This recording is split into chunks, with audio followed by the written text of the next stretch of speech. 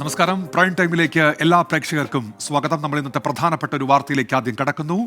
24 prime time breaking. Sandra തോമസിനെതിരെ മുതിർന്ന നിർമ്മാതാവ് Siyad cocker. നിർമ്മാതാക്കളുടെ സംഘടന വേട്ടയാടുന്നുവെന്ന സാന്ദ്ര തോമസിന്റെ പ്രസ്താവന അപക്വം എന്ന് സിയാദ് കോക്കർ പറഞ്ഞു. ആരോപണങ്ങൾ ശുദ്ധ അസംബന്ധമാണ്. സാന്ദ്ര തോമസിനെ പല അവസരങ്ങളിലും പിന്തുണച്ചത് പ്രൊഡ്യൂസേഴ്സ് അസോസിയേഷൻ എന്നും സിയാദ് കോക്കർ 24നോട് പറഞ്ഞു. അവരുടെ ആരോപണങ്ങളൊക്കെ വളരെ ശുദ്ധ അബദ്ധങ്ങളാണ്. ഇത് ഇൻഡസ്ട്രീനെയൊക്കെ പുറകോട്ട് വലിച്ചിട്ടേ ഉള്ളൂ. ഇതൊന്നും മീഡിയക്കാർക്ക് ചിലപ്പോൾ ഇൻട്രസ്റ്റിംഗ് ആയിട്ടുള്ളൊരു സബ്ജക്റ്റ് ആയിരിക്കാം ഇങ്ങനെയൊക്കെ പറയുമ്പോഴത്തേക്കും. പക്ഷേ ഇതിലൊന്നും കഥയില്ല എന്ന് മനസ്സിലാക്കുന്ന ആളാണ് ഞാൻ. സാൻഡ്ര തോമസിൻ്റെ എൻ്റെ എത്രയോ ഇഷ്യൂസ് ഈ പ്രൊഡ്യൂസർ അസോസിയേഷനിൽ പരിഹരിച്ച് അവർക്ക് സാമ്പത്തിക ലാഭമുണ്ടാക്കി കൊടുത്തിട്ടുണ്ട്. നാക്കിന് ഒരു എല്ലില്ല എന്നുള്ളൊരു സംഭവം വെച്ചിട്ട് ആര് പറഞ്ഞു കഴിഞ്ഞാലും ഇപ്പോഴത്തെ ഈ അവസ്ഥയിൽ ഹേമ കമ്മിറ്റി റിപ്പോർട്ടാണെങ്കിലും അല്ലെങ്കിൽ മറ്റുള്ള കോടതിയുടെ കാര്യങ്ങളാണെങ്കിൽ എല്ലാം സ്ത്രീകൾക്ക് എന്തോ അവർ പറയുന്നതാണ് സത്യമെന്ന് വിശ്വസിക്കുന്ന മീഡിയ അതും. സിനിമാ മേഖലയിലെ ഒരു വിഭാഗം ആളുകളെ മാത്രം കേന്ദ്രീകരിച്ചാണ് ഹേമ കമ്മിറ്റി റിപ്പോർട്ട് തയ്യാറാക്കിയത് എന്ന് സിയാദ് കോക്കർ പറഞ്ഞു. എല്ലാവരുടെയും ആകുലതകൾ കേൾക്കാതെ തയ്യാറാക്കിയ റിപ്പോർട്ട് എങ്ങനെ അംഗീകരിക്കുമെന്നായിരുന്നു സിയാദ് കോക്കറുടെ ചോദ്യം. വിവിധ ആൾക്കാർ കൂടുന്നതാണ് സിനിമ എന്ന് പറയുന്നത്. ഹേമ കമ്മിറ്റിയുടെ എനിക്ക് ഏറ്റവും വിരോധാഭാസമായിട്ട് തോന്നിയത് ഹേമ കമ്മിറ്റിയിൽ അവർ തെളിവെടുത്തേക്കണം മുഴുവനും ഒരു റിസ്ട്രിക്റ്റഡ് ഗ്രൂപ്പിനെ വെച്ചിട്ടാണ്. അങ്ങനെയല്ലോ തെളിവെടുപ്പെന്ന് പറയുമ്പോൾ ഒരു മേഖലയെ പറ്റി സംസാരിക്കുമ്പോൾ ആ മേഖലയുടെ ആൾക്കാരെ വിളിച്ചു വേണം, അല്ല എന്നെ വിളിക്കണമെന്നല്ല അതിൻ്റെ അർത്ഥം. ഇതൊരു എന്തെന്നാ പറയുക, ഒരു കറക്റ്റഡ് ഇതല്ല, മെഷേഴ്സ് അല്ല ഇതിൽ വന്നേക്കുന്നത്. YS അഭിനന്ദൻ ഇപ്പോൾ വാർത്തയുടെ വിശദാംശങ്ങളുമായി കൊച്ചിയിൽ നിന്ന്. അഭിനന്ദൻ, ഈ സാന്ദ്ര തോമസിന്റെ ആരോപണങ്ങൾ എങ്ങനെയാണ് അദ്ദേഹം പ്രതിരോധിക്കുന്നത്? ഉന്മേഷ്, ഹേമ കമ്മിറ്റി റിപ്പോർട്ട് പുറത്തു വന്നതിന് പിന്നാലെ പ്രൊഡ്യൂസേഴ്സ് അസോസിയേഷനെതിരെ രൂക്ഷമായ വിമർശനമായാണ് സാന്ദ്ര തോമസ് രംഗത്തെത്തിയത്. പ്രൊഡ്യൂസേഴ്സ് അസോസിയേഷന്റെ ഭാരവാഹിയായിട്ട് ലിസ്റ്റിൻ സ്റ്റീഫൻ അടക്കമുള്ളവർക്കെതിരെ ലൈംഗിക ആരോപണവുമായി എത്തിയതിന് പിന്നാലെ നിയമ നടപടികളിലേക്കടക്കം സാന്ദ്ര തോമസ് പോയി. അങ്ങനെയാണ് അവരെ പിന്നീട് പ്രൊഡ്യൂസേഴ്സ് അസോസിയേഷനിൽ നിന്ന് പുറത്താക്കുന്ന ഈ നടപടി ചോദ്യം ചെയ്തുകൊണ്ട് എറണാകുളം സബ് കോടതിയിൽ നിയമ നടപടിയുമായിട്ട് സാന്ദ്ര തോമസ് പോകുന്നത്. എറണാകുളം സബ് കോടതിയിൽ സ്റ്റേ വന്നതിന് പിന്നാലെയാണ് ഇപ്പോൾ പ്രൊഡ്യൂസേഴ്സ് അസോസിയേഷന്റെ വൈസ് പ്രസിഡന്റായുള്ള സിയാദ് കോക്കർ സാന്ദ്ര തോമസിനെതിരെ രൂക്ഷമായ വിമർശനവുമായി രംഗത്തെത്തിയിരിക്കുന്നത്. അപക്വമായ സമീപനമാണ് സാന്ദ്ര തോമസിന്റെ ഭാഗത്തും ഉണ്ടായത്. ഒരു നിർമ്മാതാവിന് ചേർന്ന അന്തസ്സുറ്റ പരിപാടിയല്ല ഒരിക്കലും എന്നും വിമർശിച്ചു. സാന്ദ്ര തോമസിന് പലതരത്തിലുള്ള പ്രതിസന്ധികൾ ഉണ്ടായ സമയത്ത് ചേർത്ത് നിർത്തിയ സംഘടനയാണ് പ്രൊഡ്യൂസേഴ്സ് അസോസിയേഷൻ. പ്രൊഡ്യൂസേഴ്സ് അസോസിയേഷനൊപ്പം തന്നെ സിനിമാ മേഖലയിലെ ആകമാനം കരുവാരിത്തേക്കാനുള്ള സമീപനമാണ് സാന്ദ്ര തോമസിന്റെ ഭാഗത്തും ഉണ്ടായതെന്നും സിയാദ് കോക്കർ വിമർശിക്കുന്നു. ഒപ്പം തന്നെ ജസ്റ്റിസ് ഹേമ കമ്മിറ്റി റിപ്പോർട്ടിനെതിരെയും രൂക്ഷമായ വിമർശനം സിയാദ് കോക്കറിന്റെ ഭാഗത്തുമുണ്ടായി. ഹേമ കമ്മിറ്റി റിപ്പോർട്ട് പുറത്തുവന്ന നടി ആക്രമിക്കപ്പെട്ടതിന് പിന്നാലെയാണ് അതിനുശേഷം സിനിമാ മേഖലയിലെ പ്രശ്നങ്ങൾ, പ്രതിസന്ധികൾ പഠിക്കുന്നതിന് വേണ്ടിയിട്ടാണ് ഹേമ കമ്മിറ്റി റിപ്പോർട്ട് തയ്യാറാക്കിയത്. എന്നാൽ ഹേമ കമ്മിറ്റി റിപ്പോർട്ട് ചിലരെ മാത്രം കേന്ദ്രീകരിച്ചുള്ളതാണെന്നും ചിലരുടെ അഭിപ്രായങ്ങളും പരാതികളും മാത്രമാണ് അതിനകത്ത് ഉൾപ്പെടുത്തിയത്. ഒരിക്കലും ഹേമ കമ്മിറ്റി റിപ്പോർട്ടിനെ ഒരു പൂർണ്ണമായ ഒരു റിപ്പോർട്ടായി അംഗീകരിക്കാൻ സാധിക്കില്ല എന്നും സിയാദ് കോക്കർ പറയുന്നു. എന്തായാലും സിനിമാ മേഖലയിലുണ്ടായ ഈ വിമർശനങ്ങൾക്ക് പിന്നാലെ ഇപ്പോൾ മുതിർന്ന നിർമ്മാതാവായിട്ടുള്ള സിയാദ് കോക്കർ രൂക്ഷമായ പ്രതികരണങ്ങളാണ് ഇപ്പോൾ സാന്ദ്ര തോമസിനൊപ്പം തന്നെ ജസ്റ്റിസ് ഹേമ കമ്മിറ്റി റിപ്പോർട്ടിനെതിരെയും നടത്തിയിരിക്കുന്നത്.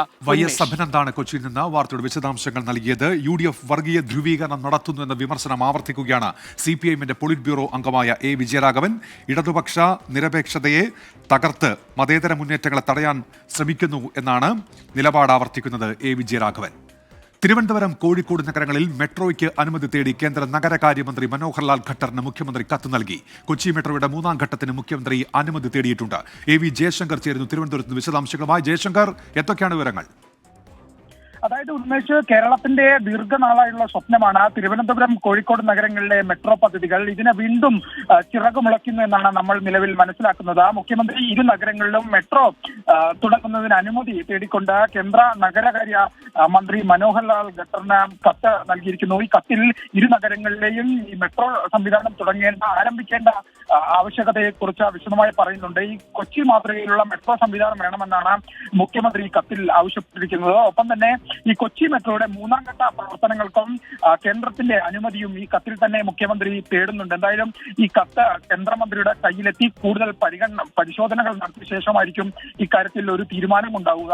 മുൻപ് ഈ കോഴിക്കോടും തിരുവനന്തപുരത്തും ഉൾപ്പെടെയുള്ള നഗരങ്ങളിൽ മോണോ റെയിൽ ഉണ്ടാകുമെന്ന തരത്തിൽ വലിയ തോതിൽ ചർച്ചകൾ നടത്തിയിരുന്നു. ഇതുമായി ബന്ധപ്പെട്ട സംസ്ഥാനം വലിയ പഠനങ്ങളും നടത്തിയിരുന്നു. പക്ഷേ ഇടക്കാലത്ത് ഇതുമായി ബന്ധപ്പെട്ട ചർച്ചകൾ അവസാനിപ്പിച്ചു. ഇപ്പോൾ മുഖ്യമന്ത്രി വീണ്ടും കത്തയക്കുമ്പോൾ കോഴിക്കോടും തിരുവനന്തപുരത്തും വീണ്ടും മെട്രോ സ്വപ്നങ്ങൾ സമരങ്ങൾ ചിറകുമുളയ്ക്കുകയാണ്. വരും ദിവസങ്ങളിൽ ഇതിന്റെ തുടർ നടപടികൾ സംസ്ഥാന സർക്കാർ പിന്തുടരും. ഇതുമായി ബന്ധപ്പെട്ട കേന്ദ്രത്തിന്റെ ഉൾപ്പെടെ തുടർ തീരുമാനങ്ങൾക്ക് സാധ്യതയുണ്ട്. എന്തായാലും ഇരു നഗരങ്ങളും വലിയ ഗതാഗതത്തിൽ ഉൾപ്പെടെ നേരിടുന്ന നഗരങ്ങളാണ്. അതുകൊണ്ട് തന്നെ ഇവിടെ മെട്രോ എത്തിക്കഴിഞ്ഞാൽ അത് സാധാരണ ജനങ്ങളെ സംബന്ധിച്ച വലിയ ആശ്വാസമാകുന്ന ഒരു പദ്ധതിയാണ്. എന്തായാലും മുഖ്യമന്ത്രി ഇതിന്റെ തുടക്കം ഇട്ടിരിക്കുന്നു. ഇതിന്റെ തുടർ നടപടികൾ സ്വീകരിക്കാൻ ഉള്ള നടപടികൾ ആരംഭിച്ചിരിക്കുകയാണ്. ഉന്മേഷ്. എ വി ജയശങ്കറാണ് വാർത്തയുടെ വിശദാംശങ്ങൾ നൽകിയത്. ഇനി 24 ക്യാമ്പയിനിലേക്കാണ് വേഗം വേണം പുനരധിവാസം.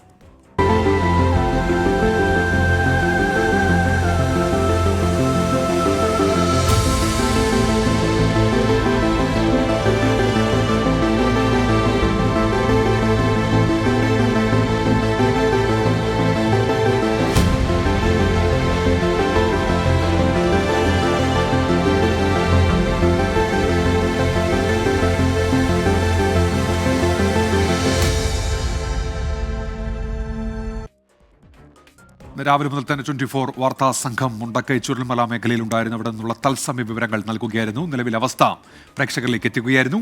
മുണ്ടക്കൈ ചുരുൾമല ദുരന്തത്തിന് ഇരയായവരുടെ പുനരധിവാസത്തിനുള്ള കരട് പദ്ധതി മന്ത്രിസഭാ യോഗത്തിൽ അവതരിപ്പിച്ചു. ദുരന്തത്തിന് ഇരയായവരെ പുനരധിവസിപ്പിക്കാൻ 2 ടൗൺഷിപ്പുകൾ നിർമ്മിക്കും. പദ്ധതിക്ക് വ്യാഴാഴ്ച മന്ത്രിസഭാ യോഗം അംഗീകാരം നൽകും.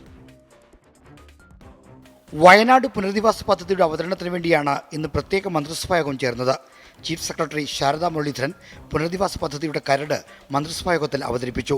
പവർ പോയിന്റ് പ്രസന്റേഷനിൽ വീടുകളുടെ ഡിസൈൻ അടക്കമുള്ള കാര്യങ്ങൾ വിശദമാക്കി. ദുരന്തബാധിതരെ പുനരധിവസിപ്പിക്കാൻ 2 ടൗൺഷിപ്പുകൾ നിർമ്മിക്കും. ഒന്ന് കൽപ്പറ്റയിലും മറ്റൊന്ന് മേപ്പാടി നെടുമ്പാലയിലുമാണ്. 2 ടൗൺഷിപ്പുകളും ഒറ്റഘട്ടമായി പൂർത്തിയാക്കും. 1000 സ്ക്വയർ ഫീറ്റുള്ള ഒറ്റനില വീടുകളാണ് നിർമ്മിച്ചു നൽകുക. എല്ലാ സൗകര്യങ്ങളോടും കൂടിയുള്ള ടൗൺഷിപ്പുകൾക്ക് 750 കോടി രൂപയാണ് ചെലവ് പ്രതീക്ഷിക്കുന്നത്. പുനരധിവാസത്തിന് സഹായം വാഗ്ദാനം ചെയ്തവരുടെ വിശദാംശങ്ങളും കരട് പദ്ധതിയുടെ ഭാഗമായി അവതരിപ്പിച്ചു. സഹായം വാഗ്ദാനം ചെയ്ത 38 പേരുമായി മുഖ്യമന്ത്രി നേരിട്ട് സംസാരിക്കും. 50 വീടുകൾ മുതൽ വാഗ്ദാനം ചെയ്തവരെ പ്രധാന സ്പോൺസർമാരായി കണക്കാക്കും. പുനരധിവാസ പദ്ധതി അടുത്ത വ്യാഴാഴ്ച ചേർന്ന മന്ത്രിസഭാ യോഗം ചർച്ച ചെയ്ത് അംഗീകരിക്കും. പുനരധിവാസ പ്രവർത്തനങ്ങൾക്ക് മേൽനോട്ടം വഹിക്കാൻ പ്രത്യേക സമിതിയെ നിയോഗിക്കുന്ന തീരുമാനവും മന്ത്രിസഭ കൈക്കൊള്ളും. ആർ ശ്രീജിത്ത്, 24, തിരുവനന്തപുരം. അപാകതകൾ നിറഞ്ഞ മുണ്ടക്കൈ ചുരൽമല പുനരധിവാസ കരട് പട്ടികയെ ചൊല്ലി പ്രതിഷേധം തുടരുകയാണ്. ഉദ്യോഗസ്ഥരുടെ ഉദാസീനതയുടെ ഫലമാണ് പട്ടികയെന്ന വിമർശനമാണ് ദുരന്തബാധിതർക്കുള്ളത്. കുട്ടികൾ പോലും ഇതിലും വൃത്തിയായി പട്ടിക തയ്യാറാക്കുമെന്നായിരുന്നു പ്രതിപക്ഷ നേതാവ് വി.ഡി. സതീശന്റെ പരിഹാസം. മുണ്ടക്കയും ചൂരൽമലയും കണ്ട വലിയ ദുരന്തത്തെക്കാൾ വലിയ ജീവൽ പ്രതിസന്ധിയിൽ നിൽക്കുന്ന മനുഷ്യർ എന്തെങ്കിലും കടുങ്കൈ ചെയ്താൽ അതിലും വലിയ ഒരു ദുരന്തമാകും. അത്രത്തോളം ദയനീയ അവസ്ഥയിൽ കഴിയുന്ന പാവങ്ങളെ നമ്മൾ ഇവിടെ പിന്നെയും കാണുകയാണ്. ഓരോരുത്തരും നമ്മളോട് സങ്കടം പറയുകയാണ്. 388 പേരുടെ പ്രാഥമിക പട്ടികയാണ് പുനരധിവാസത്തിന്റെ 1ാം ഘട്ടമായി സർക്കാർ പുറത്തുവിട്ടത്. മാനന്തവാടി സബ് കളക്ടർ തയ്യാറാക്കിയ പട്ടികയിലാകട്ടെ സർവത്ര കുഴപ്പങ്ങൾ. 70-ലേറെ ഇരട്ടിപ്പുകൾ. പട്ടികയിൽ ഇടം പിടിച്ച അനർഹർ, യോഗ്യതയുണ്ടായിട്ടും തഴയപ്പെട്ടവർ. പുനരധിവാസത്തിന്റെ ആദ്യ നടപടിയിൽ തന്നെ കല്ലുകടി. വേഗം വേണം പുനരധിവാസം എന്ന 24 ക്യാമ്പയിനോട് ദുരന്തബാധിതരുടെ പ്രതികരണം ഈ വിധം. 300 രൂപ ഇതുവരെയായിട്ട് എനിക്ക് കിട്ടിയിട്ടില്ല. പിന്നെ വാടക കൃത്യമായി കിട്ടുന്നുണ്ട്, 6000 രൂപ. പിന്നെ ചികിത്സാ ഫണ്ട് എന്ന് പറഞ്ഞിട്ട് 50,000 രൂപ മാത്രമേ കയറിയിട്ടുള്ളൂ. വൈഫിൻ്റെ വലത്തെ കൈ നഷ്ടപ്പെട്ടാണ്.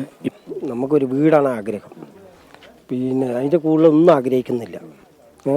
സർക്കാർ അങ്ങോട്ടും ഇങ്ങോട്ടും കളിക്കല്ലാതെ വേറെ ഒന്നും ആയിട്ടില്ല. പ്രതിപക്ഷ നേതാവ് വി.ഡി. സതീശൻ പട്ടികയെ വിമർശിച്ചത് ഈ വിധം. കേന്ദ്രത്തിന്റെ ഭാഗത്ത് നിന്ന് ധാർഷ്ട്യമാണ്, പണം കൊടുക്കില്ല എന്നുള്ളത്. സംസ്ഥാനത്തിന്റെ ഭാഗത്ത് നിന്ന് സർക്കാരില്ലായ്മയാണ്. 4.5 മാസമായി അവിടെ പുനരധിവാസത്തിന് വേണ്ടിയിട്ടുള്ള സ്ഥലം പോലും കണ്ടുപിടിക്കാൻ പറ്റിയിട്ടില്ല. പരിമിതമായ ആളുകളാണ് ദുരിതബാധിതരായിട്ടുള്ള ആളുകൾ. ആ ദുരിതബാധിതരുടെ പട്ടികയിൽ പോലും 100 പേരുടെ പേര് ഇരട്ടിപ്പാണെന്നാണ്. പാകപ്പിഴ പരിശോധിക്കുമെന്നും ഉദ്യോഗസ്ഥർക്കെതിരെ നടപടിയുണ്ടാകുമെന്നും റവന്യൂ മന്ത്രി കെ രാജൻ 24 ക്യാമ്പയിനോട് പ്രതികരിച്ചു.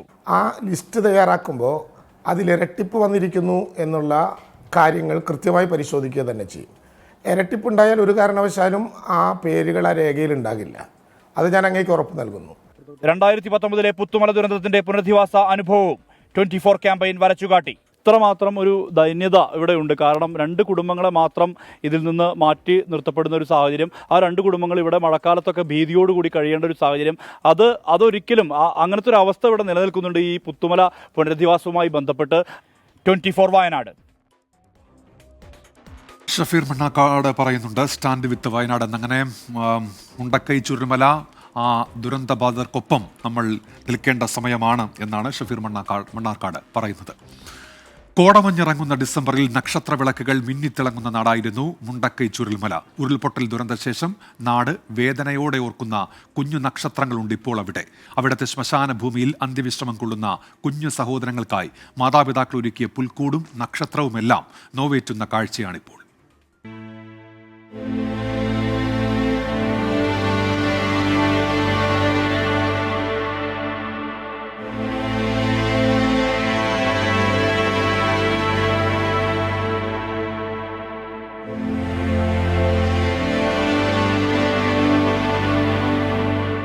മൂന്ന് കുഞ്ഞുങ്ങൾക്കായി പുത്തുമലയിൽ ഒരു പുൽക്കൂടുണ്ട്. അതിൽ കുഞ്ഞുങ്ങളെ സന്തോഷിപ്പിക്കുന്ന സാന്താക്ലോസും നക്ഷത്രങ്ങളുമുണ്ട്. തൊട്ടടുത്ത് മഞ്ഞുവീണ മാർബിൾ ഫലകത്തിൽ അതിൽ നോക്കി പുഞ്ചിരിക്കുന്നു മൂന്ന് കുഞ്ഞു മുഖങ്ങൾ.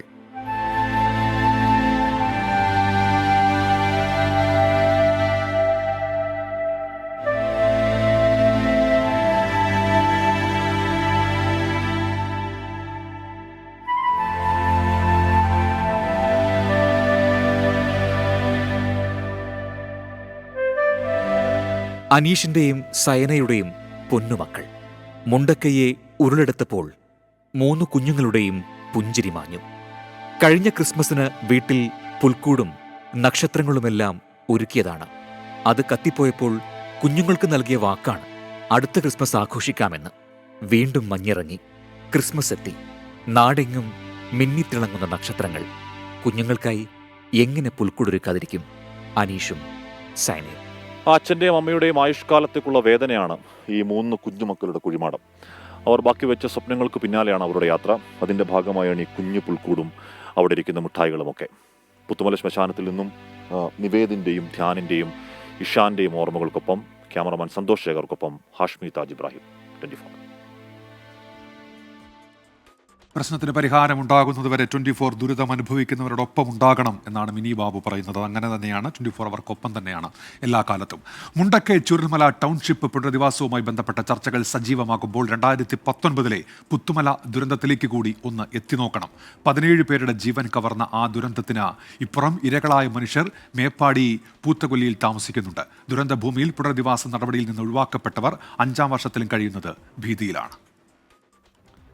പൂത്തക്കൊല്ലിയിൽ പുനരധിവസിക്കപ്പെട്ട പുത്തുമലക്കാരുണ്ട് 52 കുടുംബങ്ങൾ. മഴക്കാലത്താണ് ഇവിടേക്ക് പോകേണ്ടത്. അപ്പോഴുള്ള അനുഭവം ഇവർ തന്നെ പറയും. എന്ന് പറഞ്ഞാൽ ഞങ്ങൾക്ക് ചോർന്നിട്ട് നിൽക്കാൻ വയ്യ. അതാണ് ആകെ ചോരാണ്. എപ്പോഴാണ് പൊളിഞ്ഞടി മുഖം അറിയില്ല.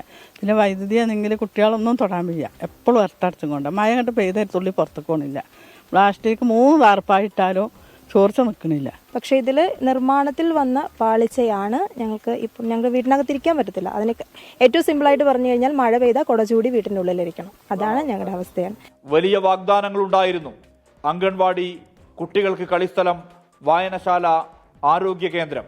ഒന്നും ഉണ്ടായില്ല. ചോർന്നൊലിക്കുന്ന വീടുകളൊഴിച്ച്. കുട്ടികൾ പഠിക്കുന്ന ആകെ 2 ബെഡ്റൂമേ ഉള്ളൂ. ഞങ്ങൾക്ക് സ്ഥലമൊക്കെ നല്ല സ്ഥലം തന്നെ കിട്ടിയത്. സ്പോൺസർമാർ അവിടെ നിന്നൊക്കെ പിരിവെടുത്ത് കാര്യങ്ങൾ ഞങ്ങൾ ഏറ്റെടുത്ത് ഞങ്ങൾ ക്ലിയർ ആക്കി ചെയ്തു പോയി. ഇനിയിപ്പോൾ ഇതിന് ഉത്തരവാദിത്തമുള്ള സർക്കാരാണ്. ഇനി പുത്തുമലയിലേക്ക് വരാം. ഉരുളെടുത്ത പ്രദേശത്ത് 2 വീട്ടുകാർ മാത്രം ബാക്കിയായുണ്ട്. NIT പഠനം നടത്തിയ പ്രദേശത്ത് ഇവരുടെ വീടുകൾ സുരക്ഷിതമല്ലെന്ന് തീർച്ചപ്പെടുത്തിയിട്ടുണ്ട്. ആദ്യഘട്ടം പുനരധിവാസ പട്ടികയിൽ ഉണ്ടായിരുന്നു ഇവരും. പിന്നീട് വെട്ടിമാറ്റിയതെങ്ങനെയെന്ന് 5ാം വർഷത്തിലും ഇവർക്കറിയില്ല. പരാതികൾ അനവധി നൽകി.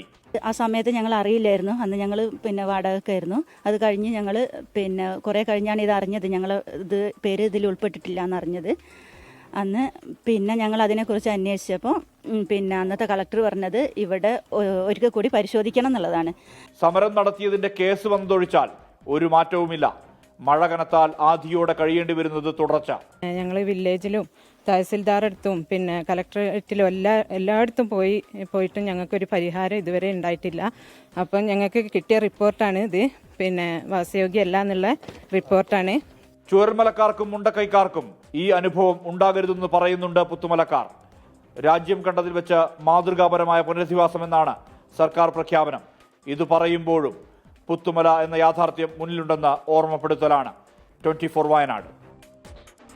പ്രൈം ടൈമിലേക്ക് തിരികെ ഒട്ടേറെ വിഷയങ്ങളിലുള്ള പ്രതികരണങ്ങൾ ഇപ്പോൾ വരുന്നുണ്ട്. നമ്മുടെ യൂട്യൂബിൽ സീന മുഹമ്മദ് പറയുന്നുണ്ട്, വയനാട് ദുരന്തത്തിന് മുഴുവൻ ആളുകൾക്കും അർഹതപ്പെട്ടത് കിട്ടുന്നതുവരെ അവരെല്ലാം 24-നൊപ്പമുണ്ട്, സുർജിത്തിനൊപ്പമുണ്ട് എന്ന് പറയുന്നു. അവിടെ ദുരന്ത ബാധിതർക്ക് അവർക്ക് അടിസ്ഥാന സൗകര്യങ്ങളൊക്കെ ഒരുക്കി നൽകേണ്ടതുണ്ട്. അവിടുത്തെ ടൗൺഷിപ്പ് വളരെ വേഗത്തിൽ നടപ്പാക്കേണ്ടതുണ്ട്. അതിനൊക്കെ നമ്മളും കൂടെയുണ്ട്. പ്രേക്ഷക പിന്തുണ കൂടെ അക്കാര്യത്തിൽ ഉണ്ട് എന്നറിയുന്നതിൽ വളരെ സന്തോഷമുണ്ട്. സുബ്രഹ്മണ്യൻ കെ ഒരു കാര്യം ചൂണ്ടിക്കാണിക്കുന്നുണ്ട്. കുറ്റ്യാടി മട്ടന്നൂർ എയർപോർട്ട് റോഡിൻ്റെ കാര്യം എന്തായി? ആ പ്രദേശത്ത് മഞ്ഞ കുറ്റിയിട്ട് പോയിട്ട് കുറേയായി അവിടെ വീട് എടുക്കാൻ റിപ്പയർ ചെയ്യാനൊന്നും സാധിക്കുന്നില്ല. എന്തിനാണ് ജനങ്ങളെ ഇങ്ങനെ വെറുപ്പിക്കുന്നത് എന്നാണ് സുബ്രഹ്മണ്യൻ കെയുടെ ചോദ്യം. നമ്മൾ ഇനി അടുത്ത റിപ്പോർട്ടുകളിലേക്ക് പോവുകയാണ്. കോഴിക്കോട് ബേബി മെമ്മോറിയൽ ആശുപത്രിയിൽ ചികിത്സയിലുള്ള MT വാസുദേവൻ നായരുടെ ആരോഗ്യനില ഗുരുതരമായി തുടരുകയാണ്. ചികിത്സയോട് നേരിയ രീതിയിൽ പ്രതികരിക്കുന്നത് തുടരുന്നുവെന്നും അല്പം മുൻപ് ഇറങ്ങിയ മെഡിക്കൽ ബുള്ളറ്റിൻ വ്യക്തമാക്കുന്നുണ്ട്. അഭിജിത്ത് മുഴക്കുന്നാണ് ഇപ്പോൾ വിശദാംശങ്ങളുമായി ചേരുന്നത് കോഴിക്കോട്. അഭിജിത്ത്, ഏറ്റവും പുതിയ മെഡിക്കൽ ബുള്ളറ്റിനിൽ എങ്ങനെയാണ് MTയുടെ ആരോഗ്യനില വിലയിരുത്തുന്നത്?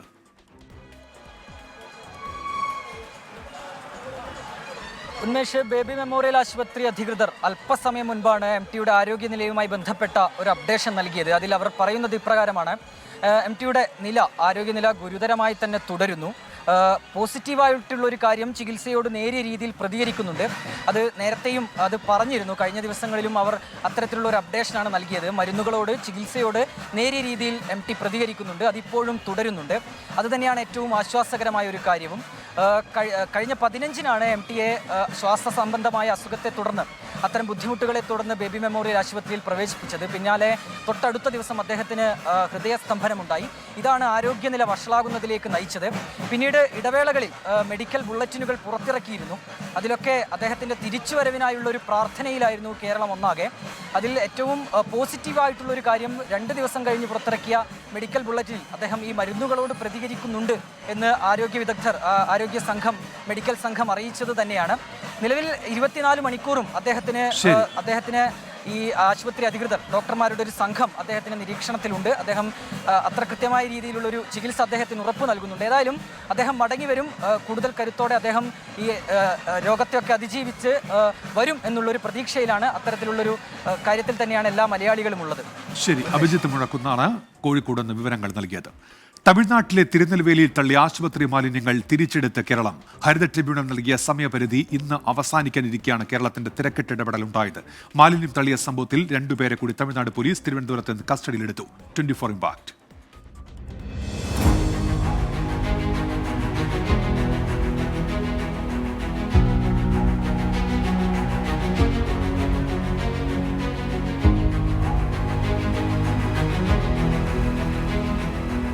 കല്ലൂർ, പളവൂർ, കൊണ്ടാനഗരം പഞ്ചായത്തുകളിലാണ് ഒരു മാസത്തിനിടയിൽ 11 മാലിന്യ കൂമ്പാരമുണ്ടായത്.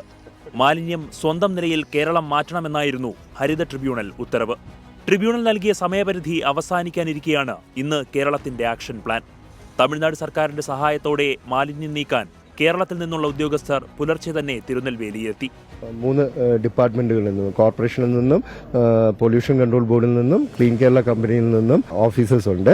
അതുകൂടാതെ ഞങ്ങളെ സൂപ്പർവൈസ് ചെയ്യാനായിട്ടാണ് മാഡം കൂടിയുള്ളത്. ഇവിടുന്ന് തമിഴ്നാട് ടീമുമായിട്ട് ജോയിൻ ചെയ്ത് ഞങ്ങൾ ഓരോ ലൊക്കേഷൻസിലേക്കും ഇവിടെ നിന്നും വർക്ക് സ്റ്റാർട്ട് ചെയ്യും. ലൊക്കേഷൻ ഉണ്ട് സാർ, നമുക്ക് 6 ലൊക്കേഷൻ. ഇവിടെ നിന്നെടുത്ത് തരംതിരിച്ചതിന് ശേഷം ബാക്കി കാര്യങ്ങൾ സംസ്കരണം അത് കഴിഞ്ഞതിന് ശേഷം വരും. കേരളത്തിൽ നിന്നുള്ള 70 അംഗ ഉദ്യോഗസ്ഥ സംഘം 16 ലോറികളുമായി എത്തിയാണ് മാലിന്യം നീക്കം ചെയ്തത്. മണ്ണുവാരി യന്ത്രം ഉപയോഗിച്ച് മാലിന്യം ലോറിയിലേക്ക് മാറ്റി. വലിയ ടാർപോളിൻ ഉപയോഗിച്ച് മൂടിയാണ് മാലിന്യം കൊണ്ടുപോയത്. അസിസ്റ്റന്റ് കളക്ടർ സാക്ഷി മോഹൻ മാലിന്യ നീക്കത്തിന് മേൽനോട്ടം വഹിച്ചു. തമിഴ്നാട്ടിലെ ആരോഗ്യ, പഞ്ചായത്ത്, മലിനീകരണ നിയന്ത്രണ ഉദ്യോഗസ്ഥരും സ്ഥലത്തുണ്ടായിരുന്നു. കേരളത്തിലെത്തിക്കുന്ന മാലിന്യങ്ങളിൽ ബയോവേസ്റ്റ് സ്കെയിലും പ്ലാസ്റ്റിക് ഉൾപ്പെടെയുള്ള മാലിന്യങ്ങൾ ക്ലീൻ കേരളയും സംസ്കരിക്കും. ரொம்ப சந்தோஷமாக தான் இருக்குது. இது இனிமேல் தொடராமல் இருந்தால் நல்லாயிருக்கும். இந்த பிரச்சனை இதோட இதேமாதிரி தொடராமல் இருந்தால் நல்லாயிருக்கும். விளைய வச்சு வாழைக்காய், காய்கறி எல்லாம் நாங்கள் உங்களுக்கு கொடுக்குறோம். எங்களுக்கு இது இந்த மாதிரி குப்பைகளை நீங்கள் கொடுக்காம இருந்தால் உங்களுக்கு தரமானது எல்லாம் வந்துக்கிட்டே இருக்கும். മാലിന്യം നീക്കം ചെയ്തത് ചീഫ് സെക്രട്ടറി ഹരിത ട്രിബ്യൂണലിനെയും അറിയിക്കും. അതിനിടെ സംഭവത്തിൽ 2 പേരെ കൂടി കസ്റ്റഡിയിലെടുത്തിട്ടുണ്ട്. വലിച്ചെറിയുന്ന മാലിന്യങ്ങളുമായി കേരളത്തിലേക്ക് മടങ്ങിപ്പോകുന്ന ഈ ലോറികൾ അവസാനത്തെ കാഴ്ചയാകട്ടെ. അതല്ലെങ്കിൽ അയൽ സംസ്ഥാനക്കാരന്റെ മുന്നിൽ തലകുനിച്ചു നിൽക്കേണ്ട ഗതികേട് മലയാളിക്ക് ഇനിയും ഉണ്ടാകും. ക്യാമറമാൻ ഷൈജു ചാവശ്ശേരിക്കും രാജേഷിനുമൊപ്പം ഷഫീദ് റാവുത്തർ, 24 തിരുനെൽവേലി. ഇപ്പോൾ ഇതുമായി ബന്ധപ്പെട്ട് വരുന്ന പുതിയൊരു വിവരം, തിരുനെൽവേലിയിലെ മാലിന്യ നീക്കം നാളെയും തുടരുമെന്നുള്ളതാണ്. 2 ഇടങ്ങളിലെ മാലിന്യം ഇനിയും നീക്കാനുണ്ട്. രാത്രി ആയതുകൊണ്ട് ഇന്നത്തേക്ക് ദൗത്യം അവസാനിപ്പിച്ചു. നാളെ രാവിലെ മാലിന്യ നീക്കം ആരംഭിക്കും എന്നാണ് ഷഫീദ് റാവുത്തർ ഇപ്പോൾ അറിയിക്കുന്നത്. ഷഫീദ്, അപ്പോൾ നാളെ കൂടി വേണമല്ലേ പൂർണ്ണമായി നീക്കാൻ? ഉന്മേഷം നാളെ കൂടി ഇതുമായി ബന്ധപ്പെട്ട് ആവശ്യമായി വരും എന്നുള്ളതാണ് ഇപ്പോൾ കേരളത്തിൽ നിന്ന് തിരുനെൽവേലിയിൽ നിലയുറപ്പിക്കുന്ന ഉദ്യോഗസ്ഥരിൽ നമുക്ക് മനസ്സിലാക്കാൻ കഴിയുന്നത്. നമുക്കറിയാം 3 പഞ്ചായത്തുകളിൽ ഏതാണ്ട് 11ഓളം മാലിന്യ കൂമ്പാരങ്ങൾ ഉണ്ടായിരുന്നു. ഇതിൽ ഏതാണ്ട് പകുതിയിലധികം ആ ഉച്ചയോടുകൂടി പൂർത്തിയാക്കി. അതിനുശേഷം ലോറിയുടെ ഒരു അഭാവം നേരിട്ടിരുന്നു. അങ്ങനെയാണ് തിരുനെൽവേലി തമിഴ്നാട് സർക്കാരുമായി കേരള സർക്കാർ ബന്ധപ്പെട്ടത്. ഒടുവിൽ തിരുനെൽവേലി ജില്ലാ കളക്ടർ ഇടപെട്ടുകൊണ്ടാണ് ലോറികൾ അനുവദിച്ചത്. പക്ഷെ അതിനുശേഷവും ഇപ്പോൾ ഈ കൂട്ടിയിട്ടിരിക്കുന്നത്, അതായത് മറ്റ് സ്ഥലങ്ങളിലടക്കം ചേർത്ത് വെച്ചിരിക്കുന്ന മാലിന്യം കേരളത്തിലേക്ക് കൊണ്ടുവരാനുള്ള ആ ഒരു സമയ തടസ്സം അതിന്റെ അക്കാര്യത്തിൽ ഉണ്ടായി. ആ ഒരു സാഹചര്യത്തിൽ രാത്രിയായതിനാൽ ഇന്നത്തേക്ക് അവസാനിപ്പിച്ചിട്ടുണ്ട് പ്രവർത്തനങ്ങൾ. 4 ലോഡ് മാലിന്യം കൂടി നീക്കം ചെയ്യാനുണ്ട് എന്നുള്ളതാണ് നിലവിൽ ഇപ്പോൾ കണക്കുകൂട്ടുന്ന കാര്യം. അതുകൊണ്ട് നാളെ രാവിലെ ദൗത്യം തുടരും. നാളെ 11 മണിക്ക് മുൻപ് ഈ കൊണ്ടാനഗരം, പളവൂർ എന്നിവിടങ്ങളിൽ നിന്ന് പൂർത്തിയാകാനുള്ള കാര്യങ്ങൾ അതുകൂടി കേരളത്തിലേക്ക് എത്തിക്കും. ഷഫീദ് റാവുത്തറാണ് വിവരങ്ങൾ നൽകിയത്. നടൻ അല്ലു അർജുന്റെ വീടിന് നേരെ ആക്രമണം. ഹൈദരാബാദിലെ ജൂബിലി ഹിൽസിലെ വീട്ടിലാണ് ഒരു സംഘം അതിക്രമിച്ച് കയറി ആക്രമണം നടത്തിയത്. Osmania university joint action committee എന്ന സംഘടനയാണ് ആക്രമണം നടത്തിയത് എന്നാണ് വിവരം. സാമൂഹിക മാധ്യമങ്ങളിലൂടെ ആരെയും അധിക്ഷേപിക്കരുത് എന്ന് അല്ലു അർജുൻ ആരാധകരോട് ആവശ്യപ്പെട്ടു.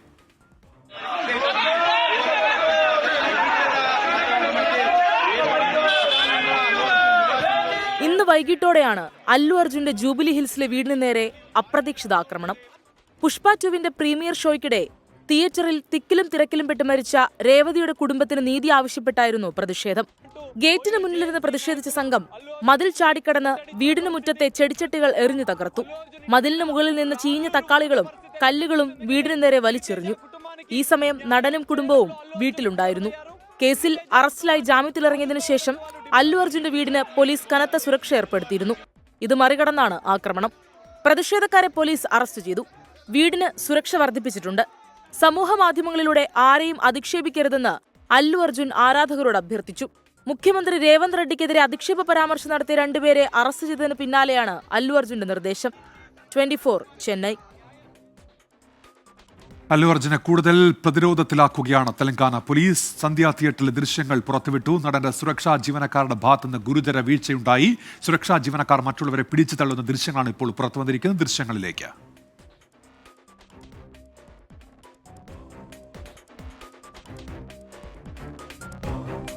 മുഹമ്മദ് റഹീസുണ്ട് ഇപ്പോൾ വിവരങ്ങളുമായി ചെന്നൈയിൽ നിന്ന്. മുഹമ്മദ് റഹീസിയും പുതിയ ദൃശ്യങ്ങൾ ഇപ്പോൾ പോലീസ് പുറത്തുവിടുകയാണല്ലോ.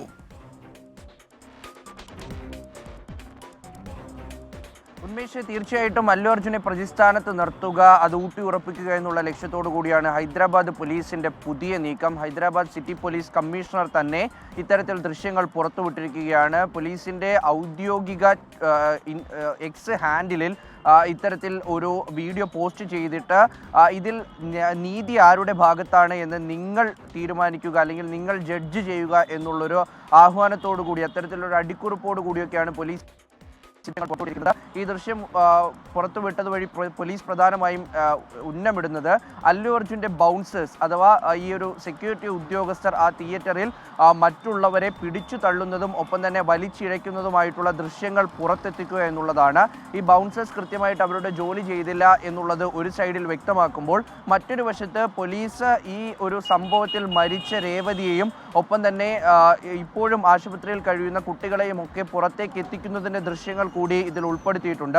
മാത്രമല്ല അല്ലു അർജുന്റെ പ്രധാനപ്പെട്ട ഒരു വാദം, താൻ അവിടെ ഒരു റോഡ് ഷോ പോലെയൊന്നും നടത്തിയിട്ടില്ല, വാഹനത്തിൽ നിന്ന് ആളുകളെ കൈകാട്ടിയിട്ട് മാത്രമേ ഉണ്ടായിരുന്നു എന്നുള്ളതാണ്. പക്ഷേ കുറച്ച് സമയം അവിടെ കാറിന്റെ റൂഫ് ടോപ്പ് തുറന്നുകൊണ്ട് അല്ലു അർജുൻ ആളുകളെ അഭിവാദ്യം ചെയ്യുന്നതിൻ്റെയൊക്കെ ദൃശ്യങ്ങൾ പുറത്തു വന്നിട്ടുണ്ട്. എന്തായാലും അല്ലു അർജുന്റെ ഭാഗത്തു നിന്നും പിഴവുണ്ടായിട്ടുണ്ട് എന്നുള്ളത് ഉറപ്പിക്കാൻ വേണ്ടിയിട്ടാണ് ഈ ദൃശ്യങ്ങൾ പുറത്തുവിട്ടിരിക്കുന്നത്. ഉന്മേഷ്, മുഹമ്മദ് റയീസാണ് വിവരങ്ങൾ നൽകിയത്. ഹൈദരാബാദ് സിറ്റി പോലീസ് കമ്മീഷണറുടെ പ്രതികരണം കൂടി പുറത്തു വരുന്നുണ്ട് ഈ വിഷയത്തിൽ. പ്രതികരണത്തിലേക്ക്. अभी ये जो रिसेंट संध्या थिएटर में हुआ था, हम देखे हैं कि 40-50 बाउंसर आकर वो किसी के बारे में नहीं सोचते हैं. वहाँ पुलिस है, पब्लिक है, सबको ढकेल कर बस वीआई के बारे में सोच के गेट खोल देना, पब्लिक जो भी आए अंदर कर ले, उसको उनको कोई उससे मतलब नहीं, उनको एक वीआईपी के से ही मतलब रहता है. तो हम सब बाउंसर्स को कह रहे हैं, उनको वार्निंग दे रहे हैं कि आज से आप ये बदतमीजी से अगर पुलिस ऑफिसर या पुलिस जो भी है ड्यूटी पर, उनसे രാഹുൽ ഗാന്ധിയും പ്രിയങ്കയും വയനാട്ടിൽ വിജയിച്ചത് വർഗീയ ചേരിയുടെ പിന്തുണയോടെ എന്ന നിലപാട് ആവർത്തിച്ച CPIM പോളിറ്റ് ബ്യൂറോ അംഗം എ വിജയരാഘവൻ ന്യൂനപക്ഷ വർഗീയത എതിർക്കുമ്പോൾ അസ്തകൃഷ്ണതയോടെയാണ് ഇവർ കാണുന്നത്. എത്ര ആക്ഷേപിച്ചാലും കോൺഗ്രസ് നടത്തുന്ന വർഗീയ പ്രീണന നയങ്ങളെ തുറന്നു കാണിക്കുമെന്നും എ വിജയരാഘവൻ ഫേസ്ബുക്ക് പോസ്റ്റിൽ വിശദീകരിക്കുന്നു. അജീഷ് ജയകുമാറുണ്ട് തിരുവനന്തപുരത്ത്. അജീഷ്, എന്തൊക്കെയാണ് അദ്ദേഹം പറയുന്നത്? എ വിജയരാഘവന്റെ വർഗീയത പരാമർശത്തിനെതിരെ കടുത്ത പ്രതിഷേധമാണ് UDF ക്യാമ്പിൽ നിന്നും ഉയർന്നത്. ഇതിനെ ന്യായീകരിച്ചുകൊണ്ടുള്ള ഫേസ്ബുക്ക് പോസ്റ്റാണ് ഇപ്പോൾ എ വിജയരാഘവൻ വീണ്ടും ഉന്നയിച്ചിരിക്കുന്നത്. ഇതിൽ പ്രധാനമായും പറയുന്നത് കോൺഗ്രസ് ഈ വർഗീയ ധ്രുവീകരണം നടത്തുന്നു, ഇടതുപക്ഷ അടിത്തറ തകർത്ത് മതേതര മുന്നേറ്റങ്ങൾ തടയാനാണ് ഈ ശ്രമം നടത്തുന്നത്. ന്യൂനപക്ഷ വർഗീയതയെ എതിർക്കുമ്പോൾ അവർ അസഹിഷ്ണുതയോടെയാണ് നോക്കിക്കാണുന്നത്. രാഹുൽ ഗാന്ധിയും പ്രിയങ്കയും വയനാട്ടിൽ വിജയിച്ചത് ലീഗും അതേപോലെ തന്നെ ജമാഅത്തെ ഇസ്ലാമി SDPI ഉൾപ്പെടുന്നവരുടെ പിന്തുണയോടെ എന്ന് ആവർത്തിക്കുന്നു എ വിജയരാഘവൻ. ഇത് പ്രതിപക്ഷം തീവ്ര മുസ്ലിം വർഗീയതയ്ക്കൊപ്പമാണെന്ന് പ്രചരണം നടത്താൻ BJPക്ക് അവസരമൊരുക്കിയെന്നും വിജയരാഘവൻ ഫേസ്ബുക്ക് പോസ്റ്റിൽ പറയുന്നു. എന്തായാലും അധികാരം കിട്ടാൻ ഏത് വർഗീയതയും സന്ധി ചെയ്യുമെന്നാണ് കോൺഗ്രസ് നേതൃത്വം തെളിയിക്കുന്നതെന്നും എത്ര ആക്ഷേപിച്ചാലും കോൺഗ്രസ് നടത്തുന്ന ഈ വർഗീയ പ്രീണന നയങ്ങളെ തുറന്നു കാണിക്കുമെന്നും അദ്ദേഹം ഫേസ്ബുക്ക് പോസ്റ്റിൽ പറയുന്നു. മാധ്യമങ്ങളെ പേടിച്ചോ, പ്രതിപക്ഷം വിലക്കെടുത്തിരിക്കുന്ന സോഷ്യൽ മീഡിയ കൂലിസംഘത്തെ പേടിച്ചോ രാഷ്ട്രീയ പ്രശ്നങ്ങൾ ഉന്നയിക്കാതിരിക്കില്ലെന്നും അദ്ദേഹം ഫേസ്ബുക്ക് പോസ്റ്റിൽ പറയുന്നു. കടുത്ത വിമർശനങ്ങൾക്ക് പിന്നാലെയാണ് ഈ ന്യായീകരണവുമായി എ വിജയരാഘവൻ വീണ്ടും രംഗത്തെത്തിയിരിക്കുന്നത്. അജീഷ് ജയകുമാറാണ് വിവരങ്ങൾ നൽകിയത്. ചില പ്രേക്ഷക പ്രതികരണങ്ങളിലേക്ക് കൂടി ആരിഫ് പറയുന്നുണ്ട്. അല്ലു അർജുൻ അദ്ദേഹത്തെ എന്തിനാണ് ഇത്രയധികം വേട്ടയാടുന്നത് എന്നാണ് ചോദ്യം. P ഉണ്ണികൃഷ്ണൻ വെള്ളിയംകുളം അദ്ദേഹം പറയുന്നു, വയനാട് പുനരധിവാസം കേരളത്തിന്റെ പ്രശ്നമാണ്, അതുകൊണ്ട് ഇവിടുത്തെ മുഖ്യമന്ത്രിയും പ്രതിപക്ഷ നേതാവും ഒരുമിച്ച് ഇതിന്റെ വ്യക്തമായ റിപ്പോർട്ടുമായി കേന്ദ്ര സഹായം ആവശ്യപ്പെടണം. കഴിയുമോ ഇതിന് എന്നാണ് അദ്ദേഹത്തിന്റെ ചോദ്യം. ഇടുക്കി കട്ടപ്പനയിൽ നിക്ഷേപകൻ സാബു തോമസ് ജീവനൊടുക്കിയതിൽ CPIM ജില്ലാ കമ്മിറ്റി അംഗം VR സജിക്കും സൊസൈറ്റി ജീവനക്കാർക്കെതിരെയും നിലപാട് കടുപ്പിച്ച് കുടുംബം. കുറ്റക്കാർക്കെതിരെ ആത്മഹത്യാ പ്രേരണ കുറ്റം ചുമത്തണമെന്ന ആവശ്യവുമായി സാബുവിന്റെ ഭാര്യ മേരിക്കുട്ടി രംഗത്തെത്തി. സാബുവിനോടുള്ള പെരുമാറ്റത്തിൽ ജീവനക്കാർക്ക് വീഴ്ച പറ്റിയിട്ടില്ല എന്നാണ് Kattappana rural development cooperative society president MJ വർഗീസിന്റെ നിലപാട്. CPIM ജില്ലാ കമ്മിറ്റി അംഗം VR സജിക്കെതിരെയും ആത്മഹത്യാക്കുറിപ്പിൽ പരാമർശിക്കുന്ന 3 പേർക്കെതിരെയും ആരോപണം കടുപ്പിക്കുകയാണ് സാബു തോമസിന്റെ കുടുംബം. 1.5 വർഷം സാബുവും താനും അനുഭവിക്കേണ്ടി വന്ന യാതനകൾ പോലീസിനോട് പറഞ്ഞുവെന്ന് മേരിക്കുട്ടി. ആരോപണ വിധേയരായ ജീവനക്കാർക്കെതിരെ ബാങ്ക് ഭരണസമിതി അടിയന്തരമായി നടപടി സ്വീകരിക്കണമെന്നും ആവശ്യം. ആത്മഹത്യാ പ്രേരണ കുറ്റം അതിനകത്ത് എഴുതിയേക്കുന്ന ആൾക്കാരാണ് മെയിനായിട്ട് അന്ന് നടന്നത്. അന്നത്തെയാണ് ഏറ്റവും വലിയ സ്റ്റോക്കായത്. പിന്നെ VR സജിയുടെ ഭീഷണി ഭയങ്കരമായിട്ട്. ഇപ്പൊ അന്വേഷണ സംഘം അന്വേഷിക്കട്ടെ, അതാണ് ഞങ്ങളുടെ ആവശ്യം. പൈസ കിട്ടണം, നീതി ലഭിക്കണം, കുറ്റക്കാരെ ശിക്ഷിക്കണം. ജീവനക്കാരെ സംരക്ഷിക്കുന്ന നിലപാട് ആവർത്തിക്കുകയാണ് ബാങ്ക് പ്രസിഡന്റ് MJ വർഗീസ്. ആരോപണ വിധേയരാണെങ്കിലും ജീവനക്കാർക്കെതിരെ ഉടനെ നടപടി ഉണ്ടാവില്ല. സജീവ ഒറ്റ പറ്റുന്നുള്ളൂ. സജീവ സഹോദരാണ് തട്ടിക്കളെ കിട്ടുമ്പോ പറഞ്ഞേ ആരും കുഴപ്പക്കാരല്ല, സാറിന്റെ സാഹുവും കുഴപ്പക്കാരല്ല. മേരിക്കൊച്ചെന്ന് പറഞ്ഞാൽ അവരുടെ കടയൊക്കെ ഞാൻ ഉദ്ഘാടനം ചെയ്തു. അതെ അതെ അതെ. ഇപ്പൊ ഇതാണ് എന്തോ മിസ്സിംഗ് വന്നു, സമയം കണക്കൂട്ടിയാണ്, ഞാൻ കണക്കൂട്ടിയുള്ളൂ. വൈകിയാണെങ്കിലും സാബുവിന്റെ വീട്ടിലെത്തിയ മന്ത്രി റോഷി അഗസ്റ്റിൻ VR സജിയുടെ ഭീഷണിയെ തള്ളിപ്പറഞ്ഞില്ല. നമ്മളൊരാളെ ഒരു കാര്യത്തിന് വേണ്ടി പറയുമ്പോൾ അതിന്റെ യഥാർത്ഥ വസ്തുതകളെ കൃത്യകൂടി പരിശോധിക്കുന്ന ഒരു സന്ദർഭത്തിലാണല്ലോ നിൽക്കുന്നത്. എന്ത് സംഭവിച്ചാലും അതിനകത്തുള്ള എല്ലാ കാര്യങ്ങളെയും നിഷ്പക്ഷമായ അന്വേഷണത്തിന്റെ രീതിയിൽ തന്നെ മുന്നോട്ട് കൊണ്ടുപോകണമെന്നാണ് ഞാൻ ആഗ്രഹിക്കുന്നത്. മന്ത്രിക്കെതിരെ യൂത്ത് കോൺഗ്രസ് പ്രതിഷേധിച്ചു.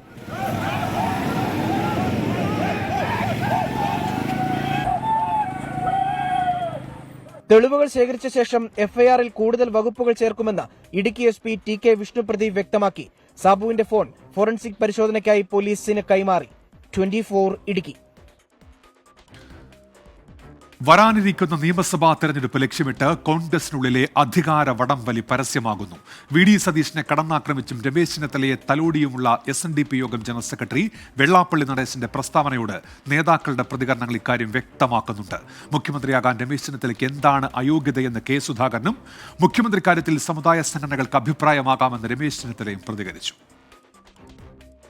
2026 നിയമസഭാ തെരഞ്ഞെടുപ്പിൽ ഭരണം കിട്ടുമെന്ന പ്രതീക്ഷയിൽ കോൺഗ്രസിൽ നടക്കുന്ന അധികാര വടംവലിയിൽ സമുദായ നേതൃത്വവും കക്ഷി ചേരുന്നതിന്റെ തെളിവാണ് ഇപ്പോഴത്തെ പ്രതികരണങ്ങൾ.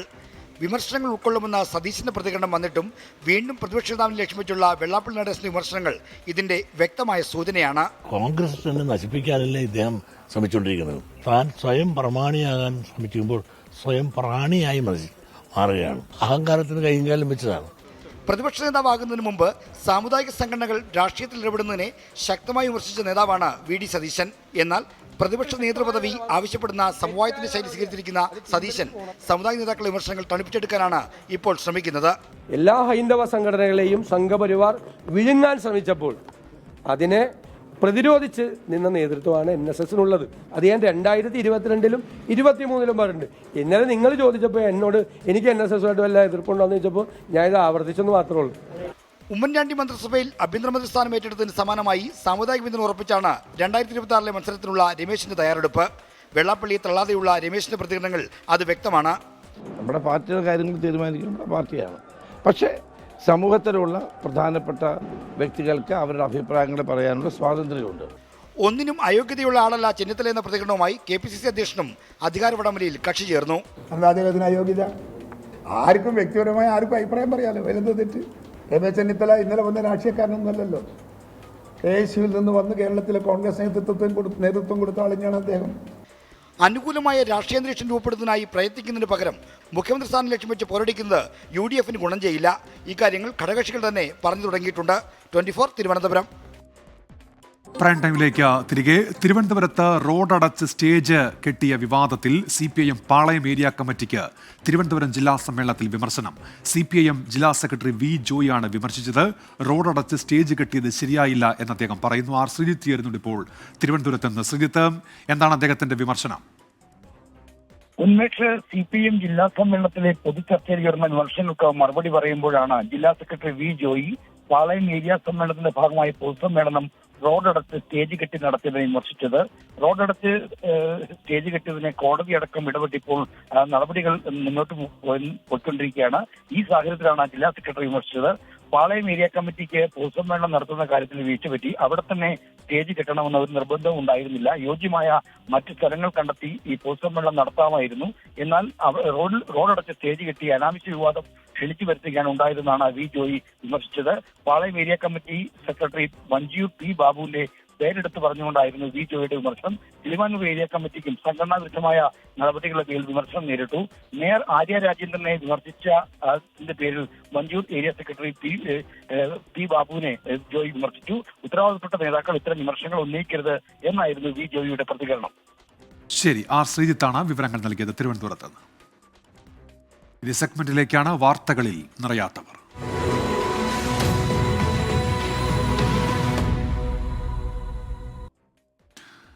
ജീവിതത്തിൽ ആദ്യമായാണ് കോഴിക്കോട് കുറ്റ്യാടി സ്വദേശിയായ നബീസുമ്മ ഒരു വിനോദയാത്ര പോകുന്നത്. മണാലിയിലേക്ക് നടത്തിയ യാത്ര ഇപ്പോൾ സമൂഹ മാധ്യമങ്ങളിൽ വൈറലാണ്. ആ കഥയിലേക്കാണ് ഇനി. സഫിയ, നസീമ, സക്കീന, നിങ്ങളൊക്കെ വീട്ടിലിരുന്ന മക്കളെ, എന്താ രസം. എന്താ ഞാൻ റിച്ചുവിന്റെ കൂടി വന്നിട്ട് അടിപൊളിയല്ലേ. വന്നടി മക്കളെ.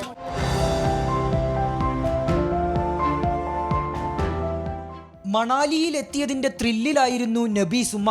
അടിപൊളി വൈബിൽ ഒരു വീഡിയോ സമൂഹ മാധ്യമങ്ങളിൽ പോസ്റ്റ് ചെയ്തു. പിന്നാലെ സംഗതി വൈറൽ. പക്ഷെ എൻ്റെ ജീവിതത്തിൽ ഇന്ന് വരെ ഞാൻ പ്രതീക്ഷിക്കില്ല ഞാനിങ്ങനെ മണാലി പോകുമെന്നും ഒരു യാത്ര ചെയ്യുമെന്നും നിങ്ങളൊക്കെ മുന്നിൽ നിന്നിട്ട് ഇങ്ങനെ എനിക്ക് സംസാരിക്കാൻ കഴിയുമെന്നും എൻ്റെ ജീവിതത്തിൽ ഞാൻ ഇതുവരെ ചിന്തിച്ചിട്ടില്ല.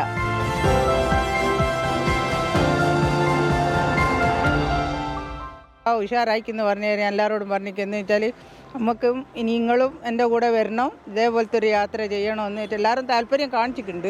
എന്തു വില കൊടുത്തും യാത്ര പോകണമെന്നാണ് നബീസുമ്മയുടെ പക്ഷം. പ്രായമൊന്നും ഒരു ഇതുമില്ല. എനിക്ക് 55 വയസ്സ്, 16 വയസ്സ് പോലെയാണ് ഞാൻ നടത്തുന്നത്. നമ്മൾ 10 സെന്റ് 2 സെന്റ് വീട്ടിട്ടാലും വേണ്ടിയില്ല, ഇങ്ങനത്തെ ഒരു യാത്ര ചെയ്യണം നമ്മൾ. ഡിസംബർ 11-നാണ് ഒരു കൂട്ടം യുവാക്കൾക്കൊപ്പം നബീസുമ്മ യാത്ര തിരിച്ചത്. ഡൽഹിയിലും മണാലിയിലും കറങ്ങി 10 ദിവസം കൊണ്ട് തിരിച്ചെത്തി. ഇനി അടുത്ത യാത്രയ്ക്കായുള്ള ഒരുക്കം.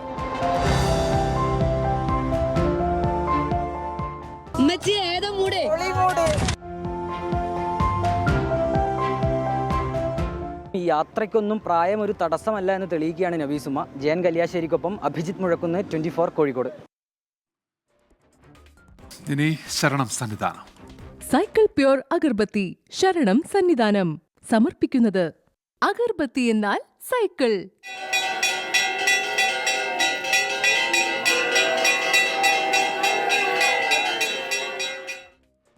ശബരിമലയിൽ തീർത്ഥാടകരുടെ തിരക്കിൽ നേരിയ കുറവ്. ഇതുവരെ ദർശനം നടത്തിയത് 70,000 പേരാണ്. മണ്ഡലപൂജയോട് അനുബന്ധിച്ച് വരും ദിവസങ്ങളിൽ തിരക്ക് വർദ്ധിക്കും എന്നാണ് വിലയിരുത്തൽ. അശ്വിൻ പാലാഴി ഇപ്പോൾ സന്നിധാനത്ത് നിന്ന് തത്സമയം ചേരുന്നുണ്ട്. അശ്വിൻ, എന്തൊക്കെയാണ് വിവരങ്ങൾ? ഉന്മേഷം, എന്തായാലും കഴിഞ്ഞ ഒരാഴ്ചക്കാലമായി വലിയ തിരക്കിൻ്റെ ദിവസങ്ങളായിരുന്നു സന്നിധാനത്തുണ്ടായിരുന്നത്. പക്ഷേ ഇന്ന് ഞായറാഴ്ച ആയതുകൊണ്ട് തന്നെ ഒരുവിധം തിരക്കെല്ലാം രാവിലെയോടുകൂടി തന്നെ പൂർത്തിയായിട്ടുണ്ട്. ഉച്ച കഴിഞ്ഞ് വളരെ കുറച്ചാളുകൾ മാത്രമാണ് മല ചവിട്ടിയത്. സ്വാഭാവികമായി ഈ സമയമൊക്കെ ആകുമ്പോൾ കഴിഞ്ഞ ദിവസങ്ങളിൽ 80,000-ന് മുകളിൽ തീർത്ഥാടകർ എത്തേണ്ടതായിരുന്നു. പക്ഷേ ഇന്നത്തെ ഇതുവരെയുള്ള കണക്ക് നോക്കുമ്പോൾ 71,000 ആളുകൾ മാത്രമാണ് ഇതുവരെ ദർശനം നടത്തിയിട്ടുള്ളത്. അതായത് ഇന്ന് ഞായറാഴ്ചയാണ്, നാളെ വർക്കിംഗ് ദിവസം കൂടിയാണ്. അതുകൊണ്ട് ആളുകളെല്ലാം ഞായറാഴ്ചയോടുകൂടി മലയിറങ്ങി നാളെ ജോലിക്കൊക്കെ പോകാനുള്ള തിരക്കിലാണ് എന്നുള്ളതാണ് മനസ്സിലാക്കുന്നത്. ഇതര സംസ്ഥാനങ്ങളിൽ നിന്നുള്ള തീർത്ഥാടകരുടെ എണ്ണത്തിലും നേരിയ കുറവുണ്ട്. ഇനിയിപ്പോൾ മണ്ഡലപൂജയുടെ ദിവസങ്ങളാണ്. നാളെ മുതൽ തിരക്ക് വർദ്ധിക്കും എന്നുള്ളൊരു വിലയിരുത്തലാണ് ദേവസ്വം ബോർഡും പോലീസുമൊക്കെ നടത്തുന്നത്. മണ്ഡലപൂജയെ വരവേൽക്കാനുള്ള ഒരുക്കങ്ങളെല്ലാം ഇതിനോടകം തന്നെ പൂർത്തിയായിട്ടുണ്ട്. തങ്കയങ്കി ഘോഷയാത്ര അടുത്ത ദിവസം സന്നിധാനത്തെത്തുകയാണ്. 25-ാം തീയതി തങ്കയങ്കി ചാർത്തിയുള്ള ദീപാരാധനയോടുകൂടി വലിയ തിരക്കുണ്ടാകും എന്നുള്ളതാണ് വിലയിരുത്തുന്നത്. എന്തായാലും ആ തിരക്കിനെ നിയന്ത്രിക്കാനും വലിയ പോലീസും ദേവസ്വത്തിന്റെയും ഫോറസ്റ്റിന്റെയും എല്ലാ സംവിധാനങ്ങളും ഒരുങ്ങിക്കഴിഞ്ഞിട്ടുണ്ട്. ശരി, അശ്വിൻ പാലാഴിയാണ് സന്നിധാനത്ത് നിന്ന് വിവരങ്ങൾ നൽകിയത്. ഇനി ശബരിമലയിലെ ഇന്നത്തെ ചടങ്ങുകൾ. BLM housing cooperative society limited ശബരിമലയിലെ ചടങ്ങുകൾ സമർപ്പിക്കുന്നത് Bharat Lajna multi state housing cooperative society limited.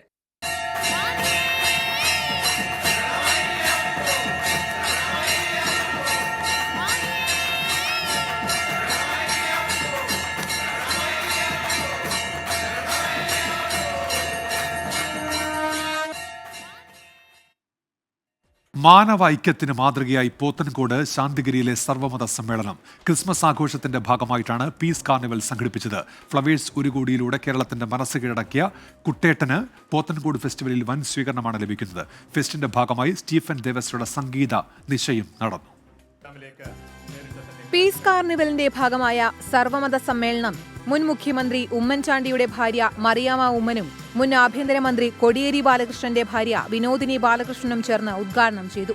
Christmas ആഘോഷങ്ങളുടെ ഭാഗമായി കേക്ക് മുറിച്ചാണ് പരിപാടി ഉദ്ഘാടനം ചെയ്തത്.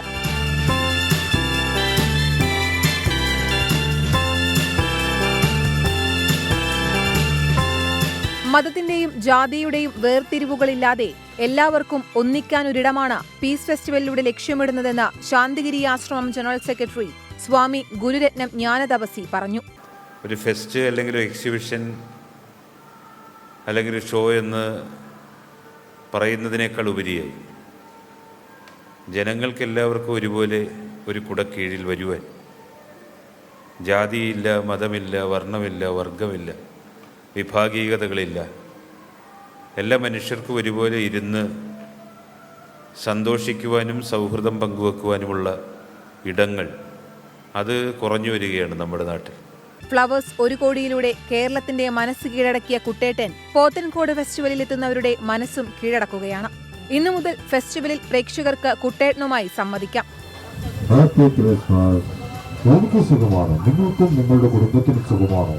സ്റ്റീഫൻ ദേവസിയുടെ നേതൃത്വത്തിലുള്ള സംഗീത നിശ ചടങ്ങിനെ വർണ്ണാഭമാക്കി.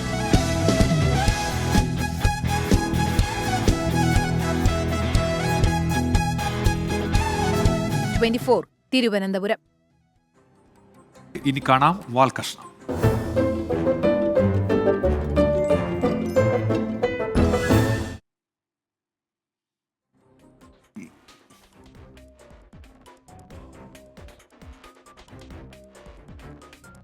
പാലക്കാട് ഉപതെരഞ്ഞെടുപ്പിൽ പ്രചാരണ വിഷയങ്ങളും വിവാദങ്ങളും ഒരുപാടുണ്ടായിരുന്നുവെങ്കിലും NN കൃഷ്ണദാസിന്റെ ചില പരാമർശങ്ങളിലാണ് പാർട്ടി പിഴവ് കണ്ടെത്തിയിരിക്കുന്നത്. PK ശശിയെ ഇനി ഏതെങ്കിലും ചുമതലകളിൽ നിന്ന് മാറ്റാനുണ്ടോ എന്ന് പാർട്ടിക്ക് മാത്രമേ അറിയൂ. പാർട്ടിക്ക് ഇഷ്ടപ്പെടാത്ത NN കൃഷ്ണദാസിന്റെ പരാമർശങ്ങളും PK ശശിയുടെ ചുമതലകളും എന്തെല്ലാം? അഫ്സൽ തയ്യാറാക്കിയ വാൽകഷ്ണത്തിലേക്ക്. PK ശശിനെയും കൃഷ്ണദാസിനെയും നിങ്ങളെ നേതാക്കൾ വിടുന്നില്ലല്ലോ. PK ശശിനെ ഇനി ഒഴിവാക്കാൻ പാർട്ടിയിൽ സ്ഥാനങ്ങളൊന്നുമില്ല എന്നാണ് കേട്ടത്. ശശി സഖാവിനെ അങ്ങനെ അങ്ങോട്ട് ഒതുക്കാൻ ഞങ്ങൾ സമ്മതിക്കൊന്നുമില്ല. മൂപ്പര് പാർട്ടിക്കും വേണ്ടി ഒരുപാട് ചെയ്തിക്കണം. ആ ചെയ്യലുകൊണ്ട് തന്നെ ഇനി ഒന്നും ചെയ്യണ്ടെന്നാണ് നിങ്ങളെ പാലക്കാട്ടെ നേതാക്കൾ തീരുമാനിച്ചിരിക്കുന്നത്. KTDCയുടെ അല്ലാത്ത എല്ലാ സ്ഥാനങ്ങളിൽ നിന്നും മൂപ്പരെ മാറ്റിത്തരേ. ഇനി ഇവിടുത്തെ സാധനങ്ങൾ വല്ലതും കൈകൊണ്ട് തൊട്ടോ ആ കഴിഞ്ഞ വെട്ടിക്കളെ. നിന്നെ ഒന്നും പിരിച്ചുവിടാൻ പറ്റാത്തോണ്ട് എന്റെ കുത്തുവാള അടുപ്പിക്കാന്നുള്ള വിചാരം. പാലക്കാട്ടെ പാർട്ടിനെ കുറിച്ച് പറയാന് കൃഷ്ണദാസിന് 100 നാക്ക് ചെയ്തു. പാലക്കാട്ടെ CPM-നെ പറ്റി നിങ്ങൾക്ക് ഒരു ചുക്കും മനസ്സിലായിട്ടില്ല എന്ന് നീയെങ്കിലും മനസ്സിലാക്കുക. പറഞ്ഞ് ആവേശം മൂത്തു. ഇപ്പൊ പറച്ചിൽ അധികമായിന്ന് സ്വന്തം പാർട്ടിക്കാരന്നെ പറഞ്ഞു. ഇറച്ചിക്കടയ്ക്ക് മുമ്പിൽ പട്ടികൾ നിൽക്കുന്നത് പോലെ കാവൽ നിന്നവർ ലജ്ജിച്ച് തലതാഴ്ത്തുക. ഈ പറച്ചിലും തോൽക്കാൻ കാരണമായി എന്നാണ് നിങ്ങളെ പാർട്ടിക്കാർ കണ്ടെത്തിക്കുന്നത്. ഈ കണ്ടെത്തുന്നവരൊന്നും അന്ന് ശുക്കൂർ സഖാവിന്റെ വീട്ടിൽ കണ്ടില്ലല്ലോ. അന്ന് ഈ കൃഷ്ണദാസ് സഖാവ് ഇല്ലെങ്കിൽ കാണായിരുന്നു. കുറെ ആൾക്കാരുണ്ടായിരുന്നല്ലോ ക്രിസ്റ്റൽ ക്ലിയർ ആണെന്ന് പറഞ്ഞവര്. ഓർക്കൊന്നും ഈ പ്രശ്നമില്ലേ? മതി, ചെയ്തിടത്തോളം പണിയും സഹായം ഒക്കെ മതി. ഇനി ഇവിടെ നനങ്ങി എല്ലാത്തിന്റെ കൈയും കാലും ഞാൻ പറ്റും. ഇപ്പൊ കൃഷ്ണദാസേട്ടൻ പറഞ്ഞതുകൊണ്ട് അത്ര തോറ്റത്. ഈ പെട്ടി വിവാദം കൊണ്ടുവന്നവർക്കൊന്നും ഒരു പ്രശ്നമില്ലേ? അവര് തീരുമാനിക്കുന്നതനുസരിച്ച് ഞങ്ങൾക്ക് ഇവിടെ ആവശ്യമായ നിലപാട് സ്വീകരിക്കണം. കേട്ടില്ലേ? എന്റെ കൃഷ്ണദാസിന് മോളിന്നും സപ്പോർട്ടില്ല എന്നാണ് മനസ്സിലാകുന്നത്. വികസനവും ജനങ്ങളുടെ ജീവിത പ്രശ്നമല്ലേ തെരഞ്ഞെടുപ്പിൽ ചർച്ചയാക്കേണ്ടത്. അതിന് പകരം മഞ്ഞപ്പെട്ടി നീലപ്പെട്ടി എന്ന് പറഞ്ഞിട്ട് എത്ര ദിവസം നടക്കും? ഞങ്ങളതിലില്ല. ഞങ്ങൾ മനുഷ്യന്റെ ജീവിത പ്രശ്നം ചർച്ച ചെയ്യാനാണ് നിൽക്കുന്നത് തെരഞ്ഞെടുപ്പിൽ. വോട്ട് എന്ന് പറഞ്ഞാൽ പ്യുവർലി 100% പൊളിറ്റിക്കൽ മാറ്ററാ. പൊളിറ്റിക്സ് തന്നെയാവണം തെരഞ്ഞെടുപ്പിൽ ചർച്ച. കേട്ടോ, മൂപ്പര് അന്നും പറഞ്ഞത് രാഷ്ട്രീയം പറയണമെന്നാണ് മൂപ്പര് പറഞ്ഞത്. അല്ല, അത് ഞങ്ങളെ മുമ്പിൽ അത് ഇല്ലല്ലോ. ഓരോ മുമ്പിലപ്പോ വെറും പെട്ടി മാത്രമേ പറയണ്ടേന്നുള്ളൂ, രാഷ്ട്രീയം ഒന്നും ഉണ്ടായിരുന്നില്ല. എന്തിനാണ് ഇത് ചർച്ച ചെയ്യണം? തിരിച്ചടിയും മുന്നോട്ടടിയും പോക്കുമല്ലല്ലോ പ്രശ്നം. അതിപ്പോ തെരഞ്ഞെടുപ്പിൽ തോറ്റിട്ടും ചിലവർക്കൊന്നും മനസ്സിലായിട്ടില്ല. അത് അദ്ദേഹം മനസ്സിലാക്കിക്കോളും. പാർട്ടി അമ്മാതിരി റിപ്പോർട്ടല്ല ഉണ്ടാക്കിക്കണത്. പാർട്ടി അങ്ങനെ പോയിക്കൊണ്ടിരിക്കുക. ഏതായാലും പാലക്കാട്ടെ പാർട്ടിയുടെ ഈ പോക്ക് അത്ര നല്ലതിനല്ല. സന്ദീപ് വാര്യർ നല്ലതാണെന്നും വന്നാൽ സ്വീകരിക്കുമെന്നും പറഞ്ഞതൊന്നും ഇപ്പോൾ ഒരു പ്രശ്നമല്ല. ആകെ ഇപ്പോൾ പ്രശ്നമുള്ളത് കൃഷ്ണദാസേട്ടനും ശശിയേട്ടനും മാത്രമാണ്. ദാർശനിക തലത്തിൽ നിന്ന് നോക്കിയാൽ ഞാൻ അദ്ദേഹത്തെ മനസ്സിലാക്കിയെടുത്തോളം RSSുമായി പൊരുത്തപ്പെട്ടു പോകുന്ന ഒരു മനസ്സല്ല. രാഷ്ട്രീയമായി ഞങ്ങളോട് യോജിക്കാവുന്ന നിലപാടുള്ള ആരെയും ഉൾക്കൊള്ളാൻ വിരോധമില്ല. ഇപ്പോഴുള്ള രാഷ്ട്രീയ നിലപാടിൽ നിന്ന് അദ്ദേഹം മാറുമെങ്കിൽ ബാക്കി കാര്യങ്ങൾ നമുക്ക് ആലോചിക്കാവുന്നതാണ്. ഇവർക്ക് എന്തും പറയാം. ഇവര് ക്രിസ്റ്റൽ ക്ലിയർ ആണ്. ശശിയേട്ടനും കൃഷ്ണദാസേട്ടനും മാത്രമാണ് ഇപ്പൊ പ്രശ്നക്കാർ. ഞാൻ മാത്രമല്ല, അവരെല്ലാവരും തട്ടണമെന്ന് പറഞ്ഞു. ഞാൻ വന്നവനും നിന്നവനും ഒന്നായപ്പോ ഒരു കാര്യം ഉറപ്പ്, ഞാൻ തന്നെ വില്ല. പെട്ടി വിവാദം ഒതുങ്ങിയിട്ടും പെട്ടി പൊട്ടിച്ച് റിസൾട്ട് വന്നിട്ടും ഒന്നും പാലക്കാട്ടെ ആ തെരഞ്ഞെടുപ്പിന്റെ നീറ്റല് അങ്ങോട്ട് വിട്ടു പോയിട്ടില്ല.